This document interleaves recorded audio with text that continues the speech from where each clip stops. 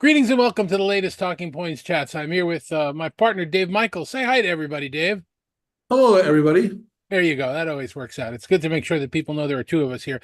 So I saw that you had just attended a Sprinklr event. Now, the last thing I remember about Sprinklr is they'd pop up on the lawn and you'd run through them and get a little bit wet. So it's not something I was really Trip over familiar them. with. Yes. What Yes. is Sprinklr and why should we know about it? I wish I would have asked the question about the origins of the name. I bet there's got to be a great origin story there, but I do not know the origin story of the brand Sprinkler. Um, so Sprinkler is a CX company, not a irrigation company. It's a CX company, and what they actually use the term customer experience management (CXM), which is actually Hmm. their stock symbol. Isn't Uh, every company a customer experience company nowadays? it seems indeed what's happened. It's interesting you raised that question because it was so simple. It was really simple when it was the call center because that was associated with calls, and then the whole industry changed its name to contact center because of web chat and digital channels, and now the whole industry is kind of embracing CX, which is everything touches the customer. I mean, it's pretty hard to draw a line what doesn't touch a customer. So yes, every company is indeed a CX company. Yeah, and just to stay on that for 1 second, educate me because you know more about this than I do. I thought that customer experience was a euphemism because they wanted to stop calling it call center because it was a lot more than calling, but it apparently has been adopted by everybody because they're talking about the customer experience now and the employee experience. So it's kind of got multiple definitions. It's some people use customer experience as a or synonymously with contact center. It really shouldn't be. The customer experience is supposed to represent more of the entire customer experience: pre-sale, sales, marketing, service and support, and of course upsell. And so the problem with that concept is there's a whole lot of adjacencies in the customer life cycle.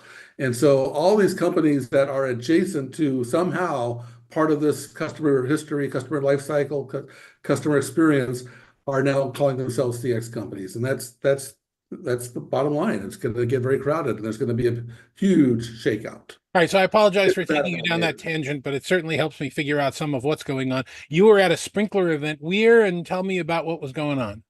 So it was actually, the area, Hudson Yards, and you know the area, you know the history of the area because it's all new. So I'm assuming this Mhm. is a gentrified area.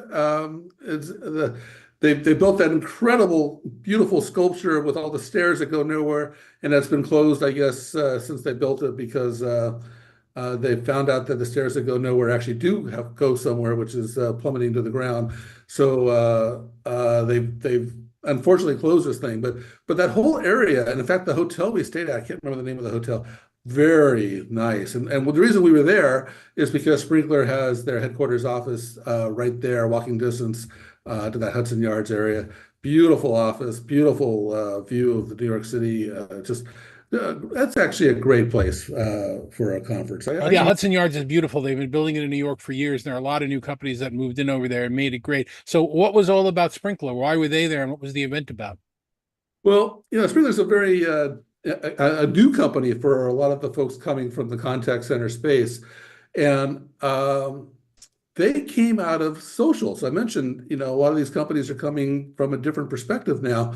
They were one of the pioneers of social engagement, and one of my favorite things about social engagement is a thing called social listening. So they would help brands monitor environments like Twitter to see what people are saying about their brands. And we as Twitterer types, we know that some brands respond, but a lot of brands don't respond. They just listen. And of course, Sprinkler helps you with either or, but they built themselves up as a social engagement company. And now as they've evolved, they consider, social just one more digital channel, and they have a lot of digital channels, and they've built that out to what they call the CXM, customer experience management.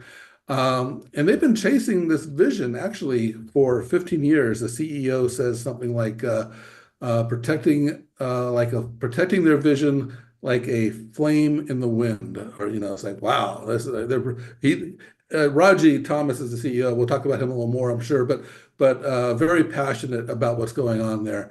And secondly, they're the only vendor I know of in this space that's really talking up what they call they're saying Sprinklr is a platform for the front office. I haven't heard that from anybody else. Yeah, what does that mean, the platform for the front office? Is that like where the receptionist sits, or is it something That's else? a great question. So yeah, but again, I said I've never heard this from anybody. What do you mean? What do you want front office? And so they consider the front office anything that touches the customer. So again, that CX customer life cycle. It's an interesting concept this way, but similar to how the contact center is basically embracing CX, like we talked about. They think that the front office has four functions. Let's see. The first one was marketing and advertising. Okay, that's easy. The second one is engaging and selling. Okay, so actually interacting with the customers and prospects and selling.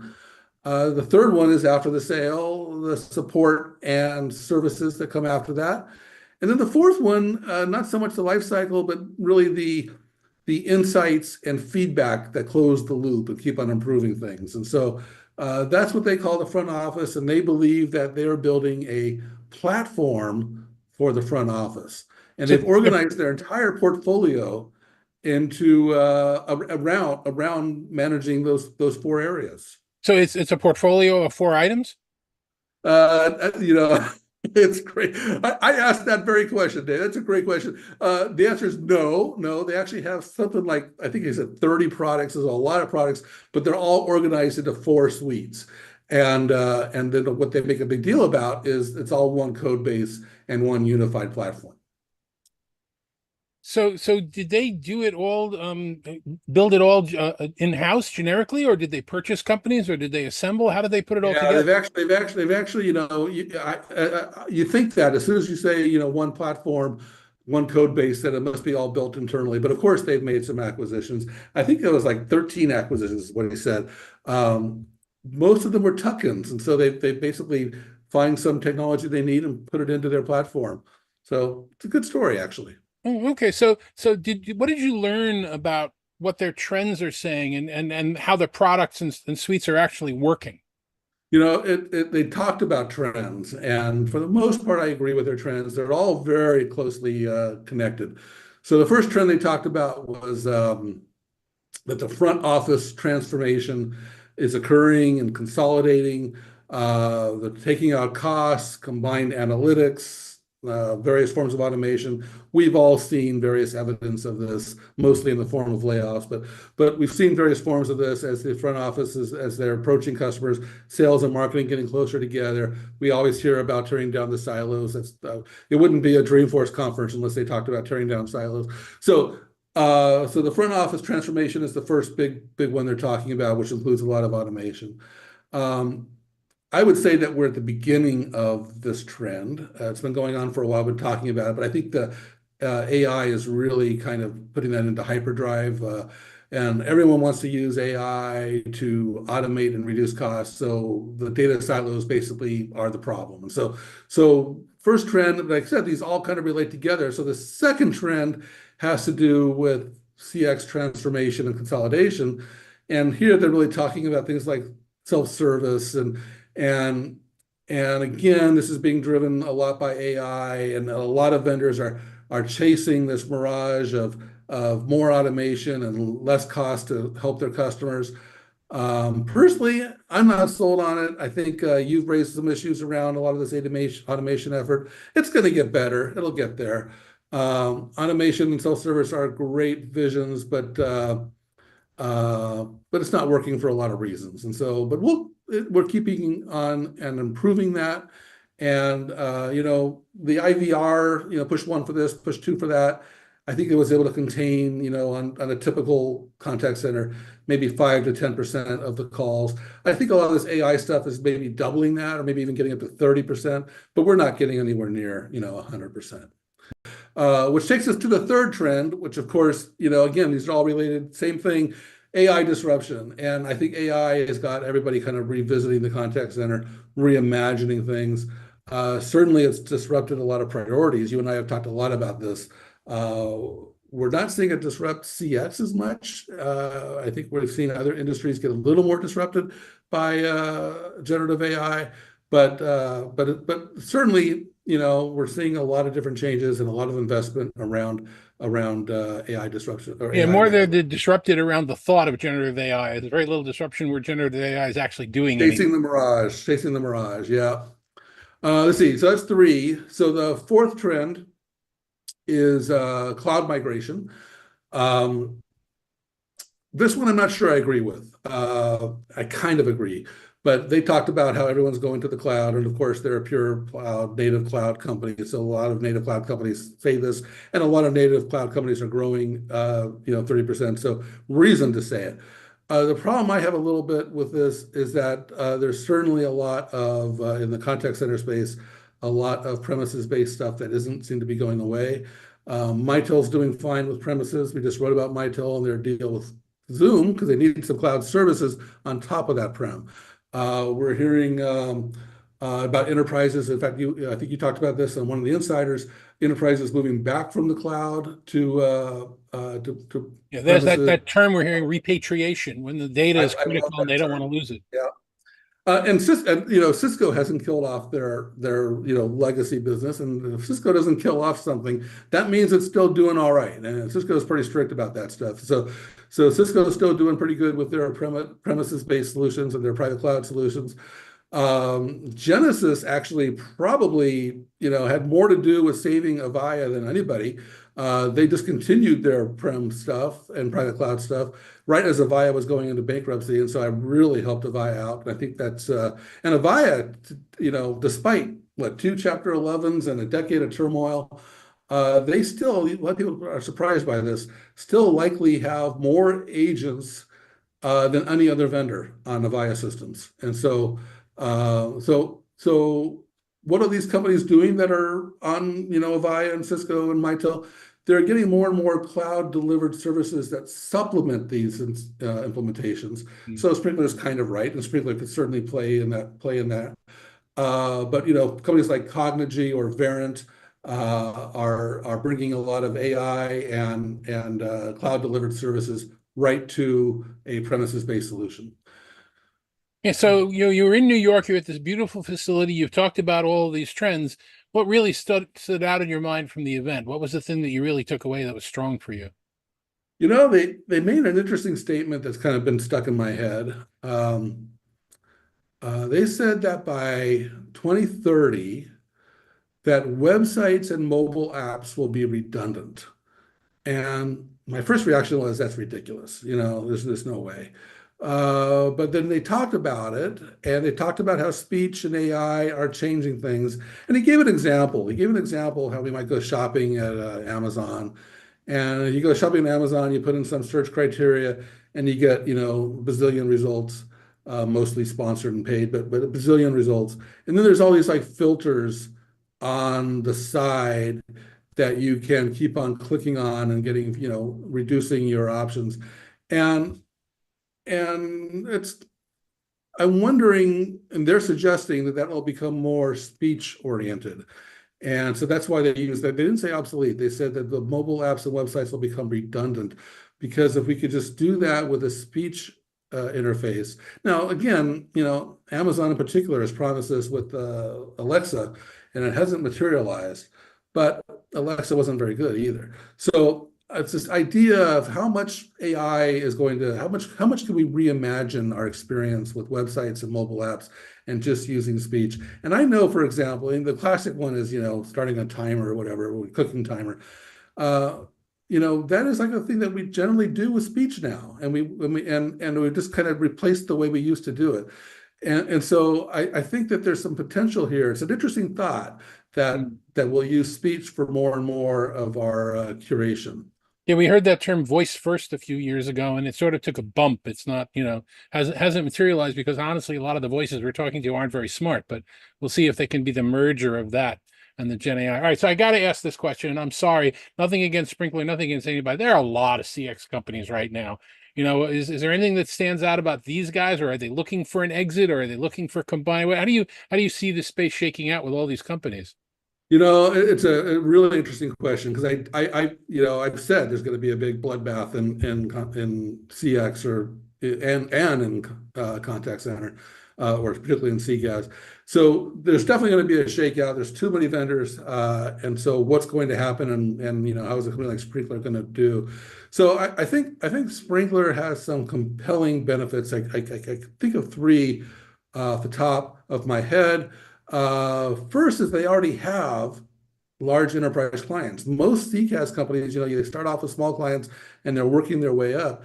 Sprinklr somehow did this backwards. They when they came at it with social, it was the big enterprises that jumped on social first and needed these specialized tools.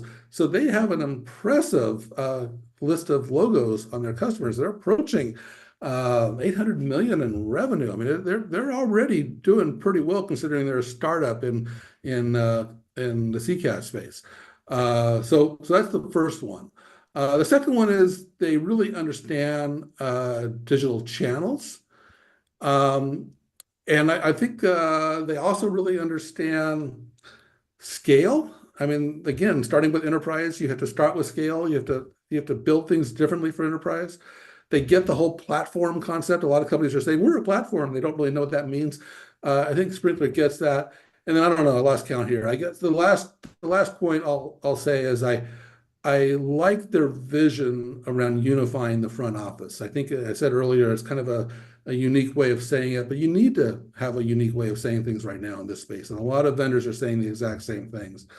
So proven toolbox, they're very good at what they're doing. I guess there's one other thing I want to mention. Um, they're also really working hard to integrate functions across business units. And so they call this the Z axis instead of just X and Y, the Z axis. And there's some really interesting thoughts here. And I love what the metaphor they gave of the kill switch, right? And so if something goes wrong and the headlines and a vendor needs to stop all their advertising, it's actually a lot of different effort you have to do to make that happen. And Sprinkler, because they're trying to make this one platform, they actually have a kill switch. And it's like, wow, that's a really smart idea. I love that. And so there's a lot of things that's going on at Sprinkler that are kind of unique and compelling. So you told us all the good stuff. There's got to be something that you're worried about, or some bad stuff, or something that didn't hit you the right way. Why wouldn't they be successful? You're pushing, you're pushing. You're not, we're only supposed to talk about how great things are, but I can honestly say that I could come up with about 1,000 reasons why they're doomed. But I could also say that about any other vendor. So I'm not picking on anybody here. I would say that what concerns me the most about Sprinkler is they don't have a strong background in contact center. And honestly, the contact center is opening themselves up for this kind of competition. The contact center industry has always had a lot of protection to competitors. It used to be, specialized hardware. It used to be specialized channels. It used to be, then it became software. Then it became the ACD. Nobody could crack the ACD. But almost all these barriers are disappearing. And what's happening now is the entire industry is just celebrating AI. And, a lot of companies can do AI. And so something like Sprinkler, hey, we got digital channels, we got AI, we can come in. But they don't necessarily have all that contact center heritage. So that causes them, in my opinion, to use some terms differently. Some of that's on purpose, but some of it's just weird in my mind. And so, for example, their chatbot technology, they call it a digital twin. And I don't like that. I think it's confusing, but I think it confuses other people too. So I think that their lack of contact center expertise, which they're trying to make a strength, I think is a little bit of a liability for them. Okay, so give me your last words on this thing. Was it a worthwhile event? What was the biggest takeaway, and how did the CEO rub you, and all the rest of that? It was actually a really good event. This is my second Sprinkler event, and they did one last year, and I left more questions than I went into it with. This one I thought was really good. I thought they were really very passionate. I think they were very accessible. They had a lot more of their managers here, and we were able to meet with a lot more people. They did a really nice blend of presentations. And I have to say, when you asked about the CEO, Raji Thomas, he's the founder and the CEO. he's just, I mentioned it earlier, very, very passionate. I posted a video separately where I talked to him about his vision. Very, very passionate about this stuff. There's not a lot of founder-run companies in our space, and I've always been I think that really helps to have a founder-run company. Yeah, that's it from Hudson Yards, I guess. Dave, thank you for sharing the information about Sprinklr, and thank you guys for watching. We will see you on the next Talking Points Chats.